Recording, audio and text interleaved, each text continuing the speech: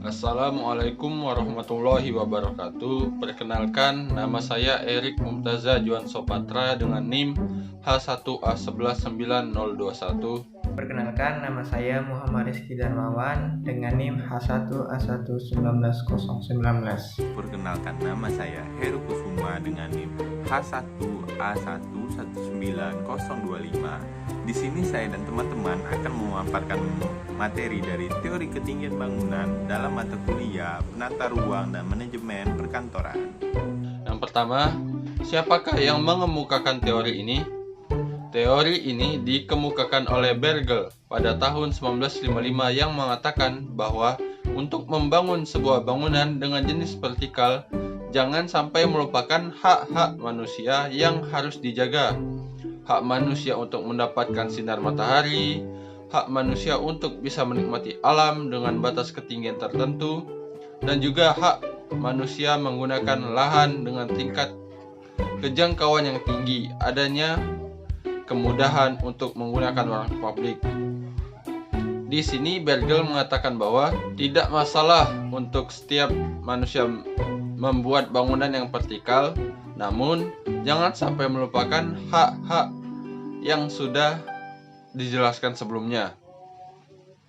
Lalu apa yang diusulkan oleh teori ini? Teori ketinggian bangunan ini mengusulkan untuk memperhatikan variabel ketinggian bangunan. Variabel ini menjadi perhatian yang cukup besar untuk negara-negara maju, menyangkut antara hak seorang untuk menikmati sinar matahari, hak seorang untuk menikmati keindahan alam dari tempat tertentu dengan batas kepadatan bangunan, kepadatan penduduk, dan pemanfaatan lahan dengan aksesibilitas yang tinggi. Apa alasan teori ini dimunculkan? Teori ini dimunculkan disebabkan oleh beberapa faktor. Biasanya mengingat dari beberapa lahan memiliki lahan yang sempit, dan ada juga seseorang itu dengan alasan tidak melebarkan luas bangunannya karena harga yang sangat tinggi. Apalagi kita melihat dari daerah yang terpusat di ibu kota ataupun daerah sentral perekonomian, pastinya itu memiliki sebuah harga yang sangat tinggi. Maka dari itu teori ini dapat berguna untuk menyelesaikan permasalahan dan perluasan ruangan. Dengan demikian, perluasan ruangan tersebut bisa dilakukan secara vertikal dengan membuat tingkat ataupun membuat basement. Apa sih yang harus diperhatikan oleh teori ini? Secara garis besar, dapat dikatakan bahwa pada daerah pusat kegiatan berada di harga lahan yang sangat mahal. Dengan demikian, aksesibilitas yang sangat tinggi, akan ada kecenderungan membangun struktur perkotaan ke atas.